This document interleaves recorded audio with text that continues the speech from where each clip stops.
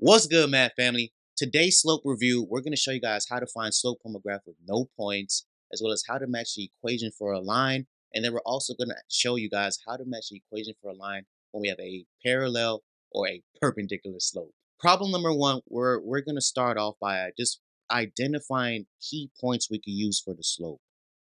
So if we look on the screen, we could use 0, -5. We could also use 1, -2. We could also use, let's see, 2, 1. And the last point we could use is 3, 4. Now, when we go back in pink and you see these other points that I'm labeling, understand, family, that we cannot use them because they do not have exact x's and exact y's. Okay? So that's the first thing you guys need to know. Now we could find our slope in two methods. Let's use rise over run, right? So for my run, I go over 1 and I go down 1, 2, 3. So when I look at my rise over run, I know that m is going to be equal to 3 over 1. That is my slope. Now that does not matter whether we use those top 2 points or if I go down here and I use my bottom two. My run is 1, and when I go down 1, 2, 3, we have the same exact slope. Okay? So that's we got the slope out the way. Second thing we want to do now is look at the y-intercept. The y-intercept is -5. So when I look at my answer choices, A is gone. We have the incorrect slope. C is gone because the slope is negative, right? And then when we look at D, it does not have the correct y-intercept. So we have to know that our answer choice is B. Now, before we finish this problem, let's just tie in some things. When we're counting our rise over run, us counting down and up doesn't determine if the slope is positive or negative.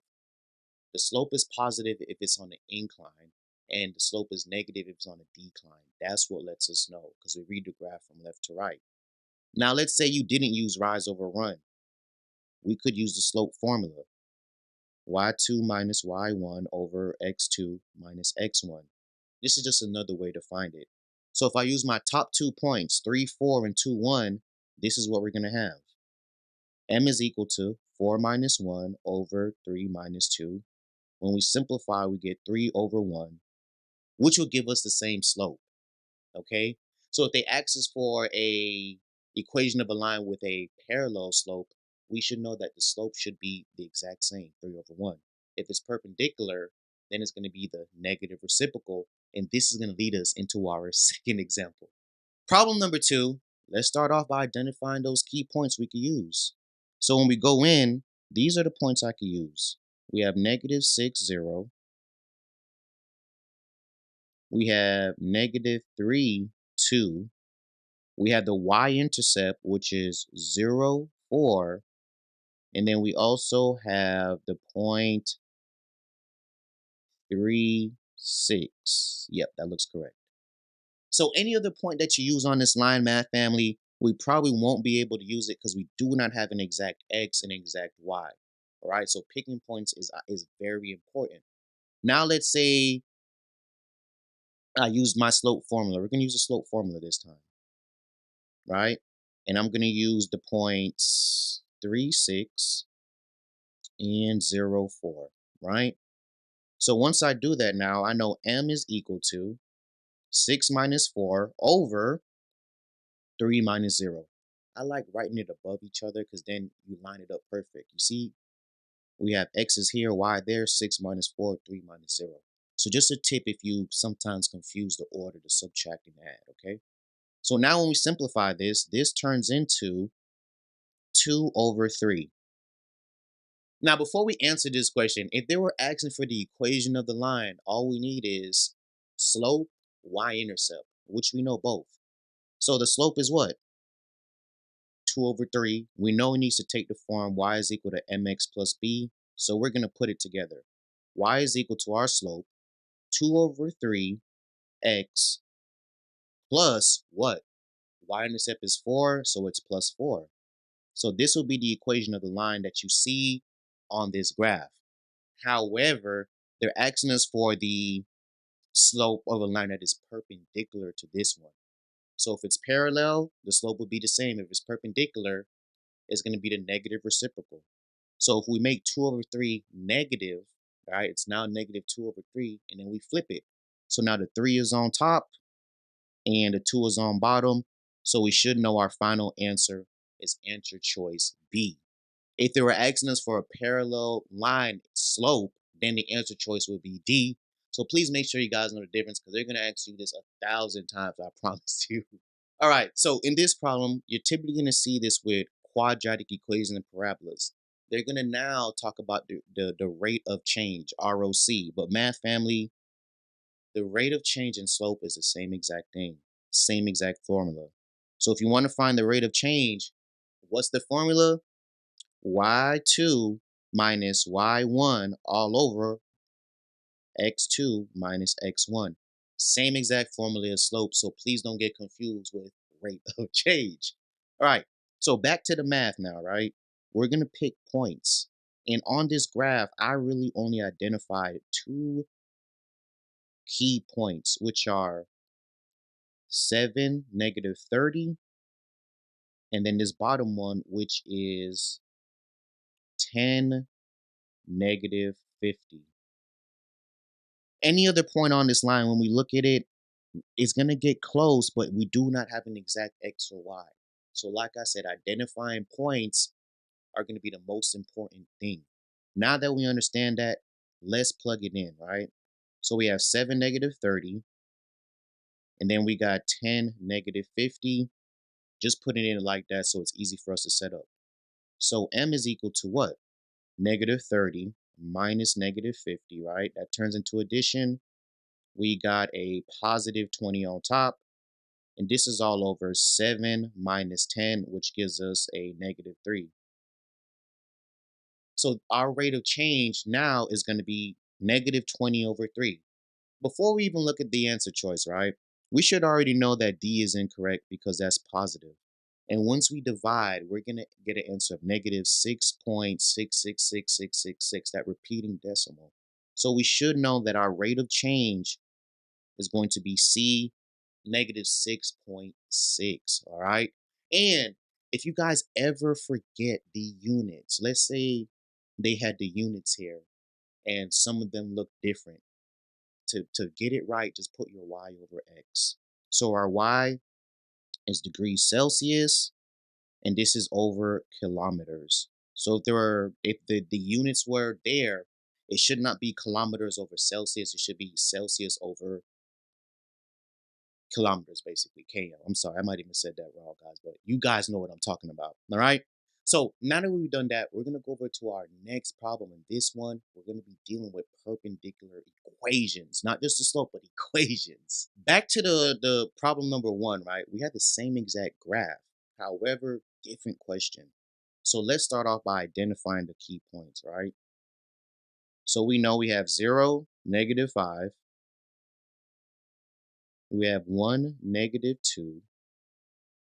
We have 2, 1, and then we have 3, 4. These are typically the only points we could use for this graph. Now that we have that, we're gonna speed this up by using our rise over run. So we know our run is 1 and our rise is 1, 2, 3. So we have a slope. M is equal to 3 over 1. We have to get the slope to get this problem right. Now that we have the slope, there's two more things we need to remember.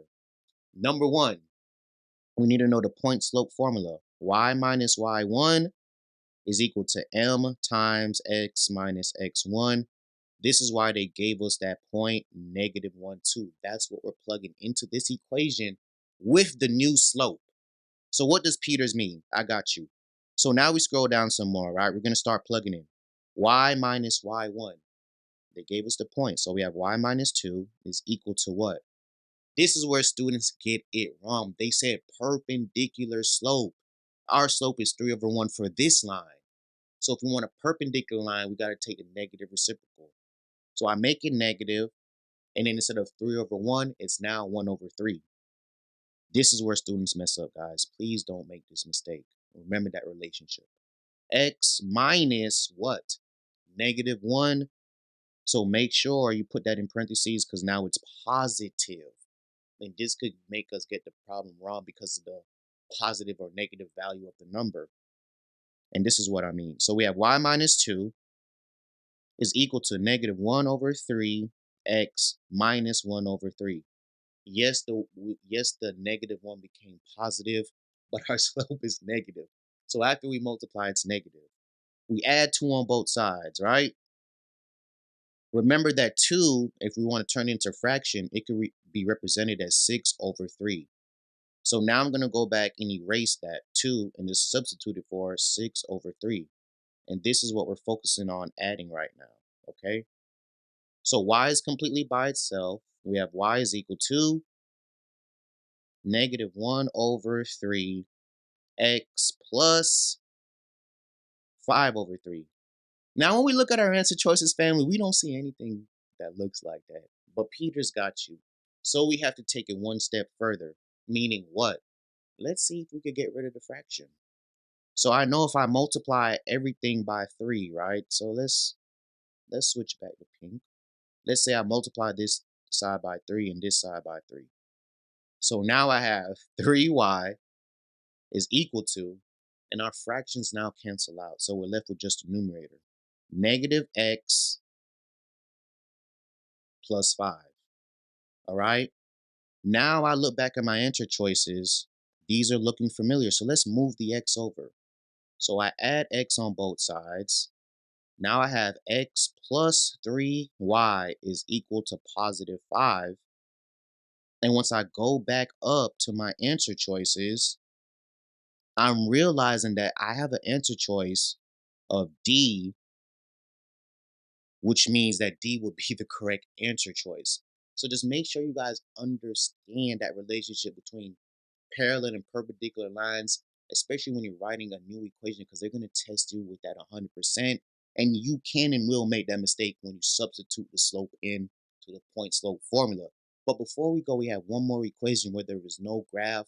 We're going to touch on that before we go, math family. Really hope you guys have been doing this slope review when we're talking about finding slope from a graph with no points. Now, last problem is asking us for the equation to a parallel line, all right?